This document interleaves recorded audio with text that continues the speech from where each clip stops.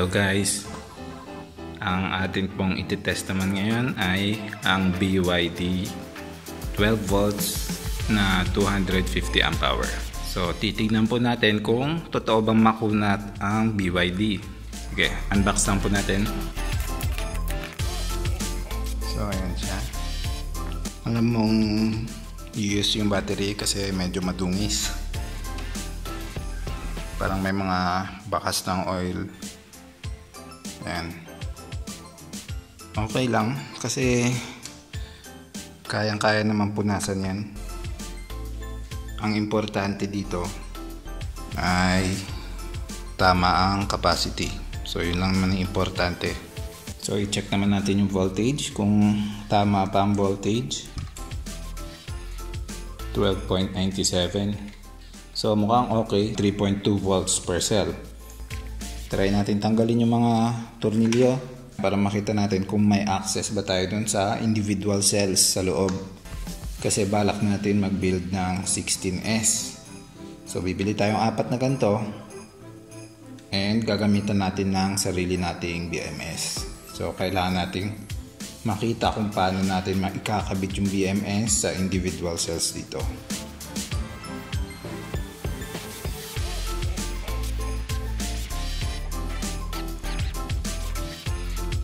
So kapag natanggal yung cover, ganito itsura niya.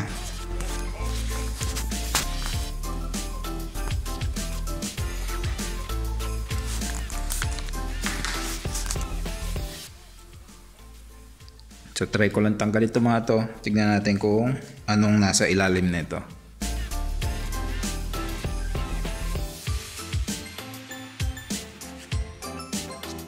Pan ko lang, in case lang, para hindi magkaroon ng aksidente.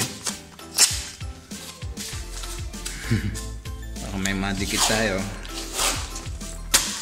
Mas mabuti na ang safe.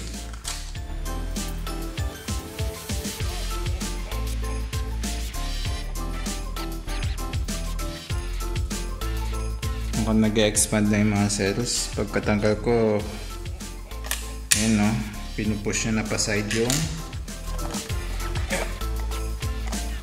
tornilyo. Hindi ata maganda idea tanggalin to. So tingnan nyo, pagkatanggal natin ng tornilyo, lumayo na yung butas. Ewan ko paano natin mababalik yan. Kailangan natin i-push to pabalik. So natanggalan natin yung mga tornilyo. Tingnan natin kung ano yung nasa ilalim niya. Ooh. So ganun lang pala siya. So meron na siyang dito yung daanan ng coolant na nakadikit dito sa parang thermal na tape, parang rubber, para mahigop niya yung init ng battery. Natin. So makikita mo yung cells dito. So pag tinanggal mo to, ayan yung cells. So yun nga, kaya yung connections natin mula dito hanggang dito isang cell kasi orientation ng battery ng mga cells na pa ganito. Oh. So madali maintindihan yung connection niya. Ayan.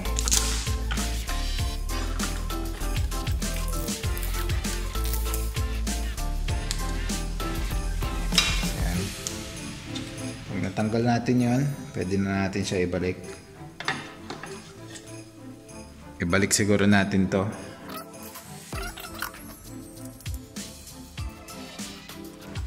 Ayan. Pwede na yan. Okay. Ito lang kung paano natin maibabalik kasi nag-expand.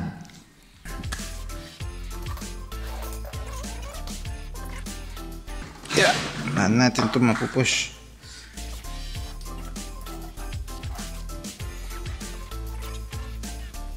Hindi maganda idea tanggalin ito nasa taas. Mag-isip mo na ang paraan paano ko mapupush ito pabaloob bago ko mailagay yung tornilyo. Okay. So ito po naging solusyon ko. Gumamit ako ng jack para ma-push ko sila Ginanyan ko lang. Tapos pinupush niya sa kabilang wall. Ayun na, pag inikot na yung jack ay mapupush na yung side na to. So yung isa nalagay ko na, yung isa gagawin ko na sa dalawa pa.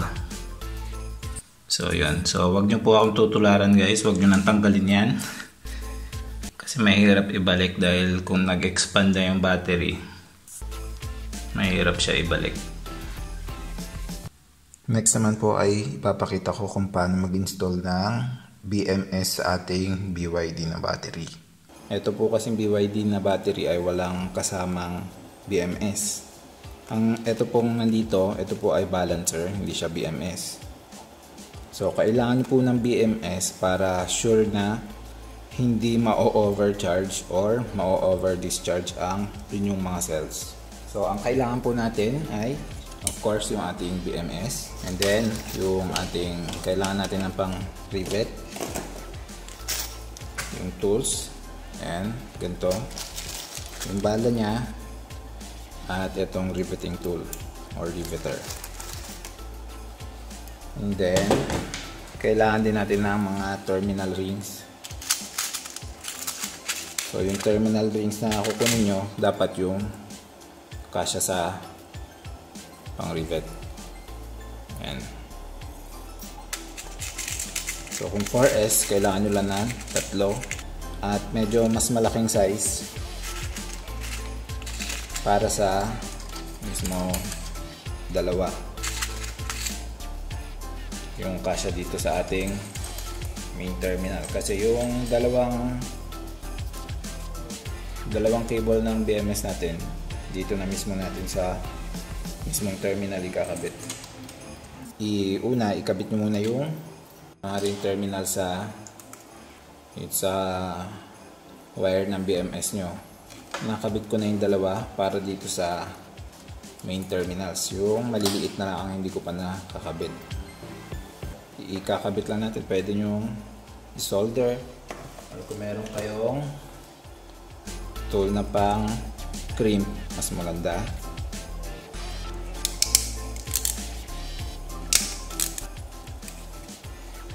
So meron na.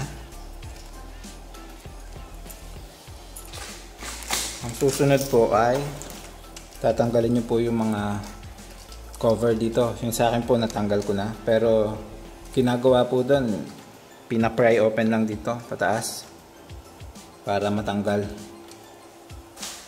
Tulad po nito, nakaganyan, lilift lang pataas, tatanggal na yan.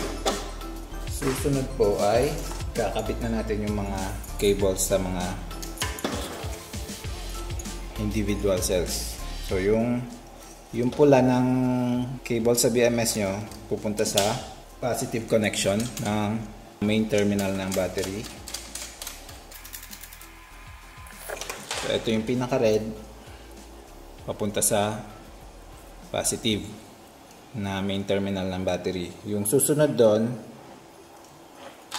ay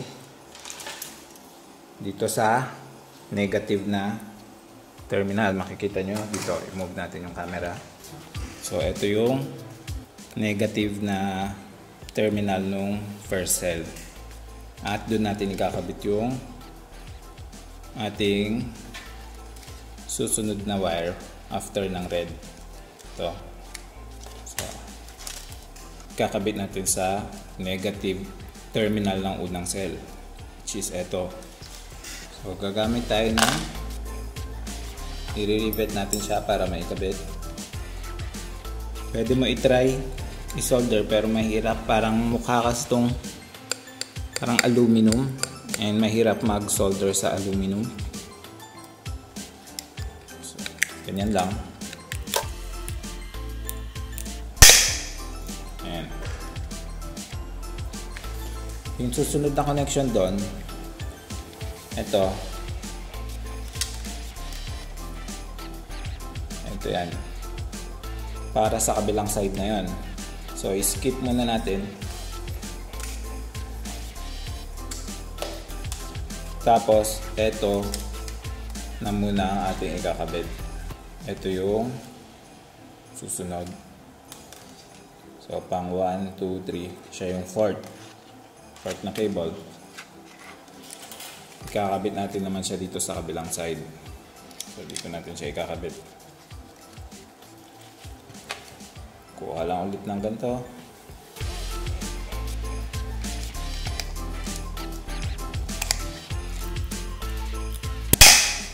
At yan na.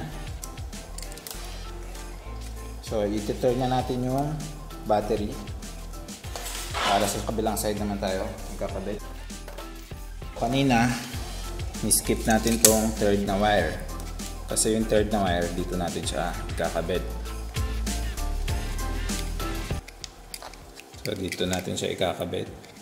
Yun, third na wire.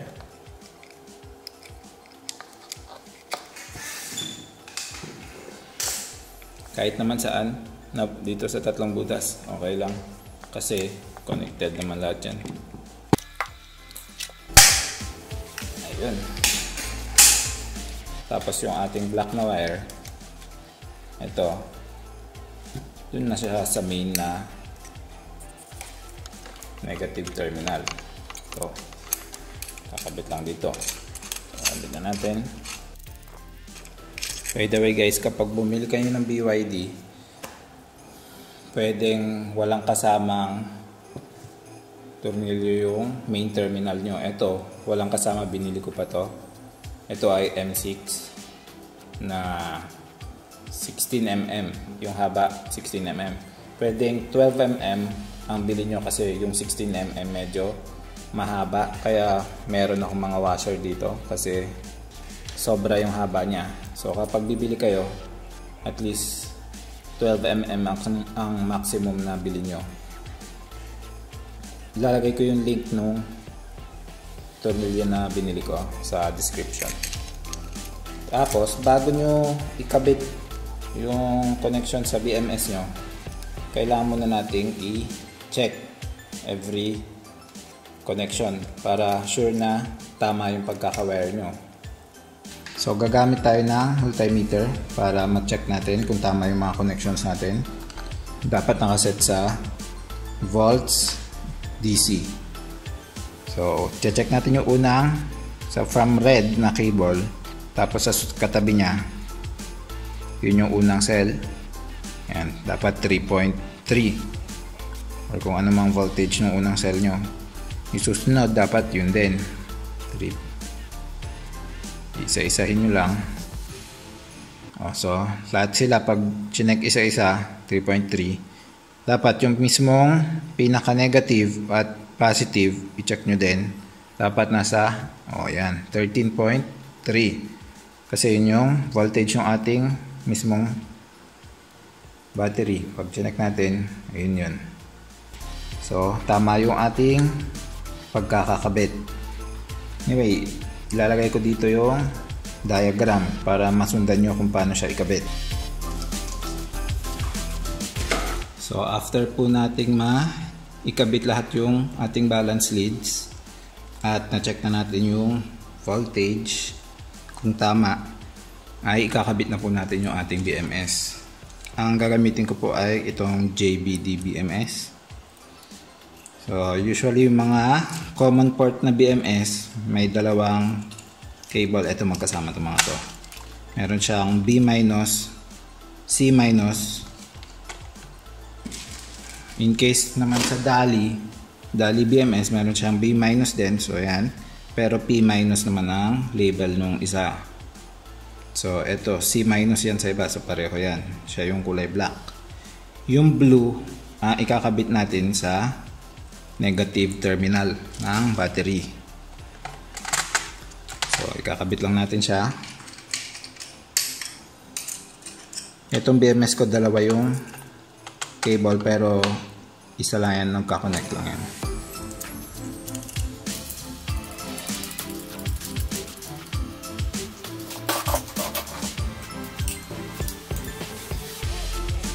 Ayan. Ito pong P- or C-, yan po ay papunta sa negative ng load. Tapos ito pong positive terminal ng battery, dyan po i-connect yung positive na connection ng load. So yun po. Pag naikabit na, pwede na po natin ikabit yung ating balance lead sa BMS. Lagyan ko lang ng plastic sa likod para sure na walang masya-short.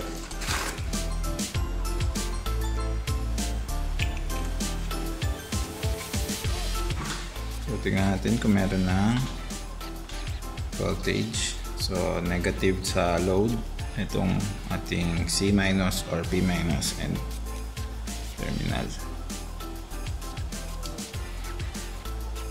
At yan, meron na yung ating 13.3 volts. So ganun lang po mag-install na BMS. So ito na yung ating BMS. Charge ko lang siya sa 14.6 volts. Dito yung ating power supply. Ayan. Ayan. So 14.6 volts at 10 amps yan. 9.9 ang lumilitaw. So after a few minutes lang, tignan nyo itong nasa app. Makikita nyo ay yung isaan nating cell ay eto. Masyado nang mataas yung voltage. So mukhang hindi maganda yung isang cell dito sa ating battery pack. Try ko muna lagyan ng active balancer para matry niyang mabalance tong cell habang sinacharge natin. Kasi tumitigil na mag-charge kapag puno na yung isang cell. Ito na po, nakabitan na po natin ng active balancer. Dalawa nilagay ko dahil pag etong isa lang, di niya kaya, medyo mabagal siyang mag-balance. So, dinalawa ko para at least bumilis ng konti. So, hinihintay ko na lang pong mabalance yung cells. Tapos, ito-charge na natin. Good morning guys. So, iniwan ko po ito ng alas 12 ng madaling araw. Alas 7 na po ngayon at ito at na-balance na yung mga cells natin. So, pwede na natin siyang i-discharge para malaman na natin ang capacity niya. Bago po natin i-discharge ay tanggalin po natin yung mga balancer natin para makita natin kung mawawala ba sila sa balance kapag discharge natin. So makikita natin kung anong cell ang mahina kapag ganun. Kasi maunang ma-discharge yung ating mahinang cell. So ayan po, nagdi-discharge na tayo. And ito naman po sa app, makikita natin na maayos naman yung voltage. So nagsasabay naman silang bumaba. So abutin tayo ng 41 hours bago matapos itong capacity testing natin. Update lang at ilang oras na natin itong dinidischarge. Naka 46 amp hours na tayo. At tignan nyo yung cells ay so far balance pa naman. So mukhang okay naman. Hintayin na lang natin matapos. Meron pa tayong 28 hours bago makita kung ilan talaga ang capacity nito. Tapos na po at tignan nyo. Saktong-sakto 250. Talagang 250 yung nakuha natin. Makita natin sa app. Ayan. 2.5 yung pinakamababang voltage. At nakalagay ay protection cell under voltage. Ayan po, back to normal na yung voltage niya. Tumaas na. Makikita na rin natin sa app na nawala na yung nakalagay dito na protection cell under voltage. So ayan po ang result ng ating capacity testing at malaman po natin na totoong 250 amp hour talaga itong ating BYD battery. And based sa ating capacity testing ay nakakuha po tayo ng 3,249 watt hours. So kung i-discharge mo lang siya sa 80% DOD, which you should definitely do para mas magtagal ang battery mo, ay makakakuha tayo ng 2,599 watt hours. So ayan po, totoong makunat po talaga itong BYD battery. So kung gusto niyo po malaman kung gaano katagal maglalas ang battery na ito pag ginamit nyo, ay i-divide nyo lang po yung total watts ng load nyo. So kailangan nyo po malaman yung kung ilang watts ang load nyo, and then i-divide nyo sa 2,599, which is yung total usable watt hours ng battery na ito at 80% TOD. So kung ang load nyo ay 100 watts, that means this battery can last for 25 hours. So isang buong araw na po yan, umaga hanggang gabi. So kung meron kang 10 watts na LED lights, kayang-kaya niya po yan i-power for 2 days. Or kung 1 horsepower aircon naman, kaya po niya yan ng 3.4 hours. And sa current price niya po na 13,000, ito na po ang, based sa computation natin, ito na po yung pinakamura at 4 pesos per watt hour. So sa lahat ng mga na-test nating battery, ito na po yung pinakamura. Maglalagay po ako ng link sa description below kung saan na i-compile po natin yung mga na-test natin battery at i-list natin yung kanilang price per watt hour para makita natin kung anong battery ang pinakamura. And yun nga, so far, itong BYD po ang pinakamura sa mga battery na na-test natin. And isa pang advantage po kapag itong binili nyo ay hindi nyo na po iisipin kung paano i-compress yung mga battery. Dahil sa mga prismatic cells po, tulad nito, ay sinasuggest ng manufacturer na i-compress para mas magtagal ang buhay nila, para ma-prevent yung pag-bloat at mas maparami yung charge cycles. So since eto meron na siyang case, ay hindi nyo na problemahin yun. Pero since ito po ay isang used battery, i-expect nyo na po na may possibility may mapasama mahinang battery sa mabibili nyo. So ang gawin nyo na po, lagyan nyo ng 5 amp active balancer para laging balance yung battery nyo. So ayan po, at sa wakas ay nakahanap na rin tayo ng battery na mura pero maayos pa rin ang performance. So ang tabayan nyo po, at ito na po yung gagamitin kong battery para sa aking 48 volt na power bank. Ang bubuuin po natin ay 36 kilowatt hour na battery or 48 volts na 750 amp hour battery. So yun po. At dyan na po nagtatapos ang ating video. Don't forget to like and subscribe sa ating channel. See you soon sa susunod nating video.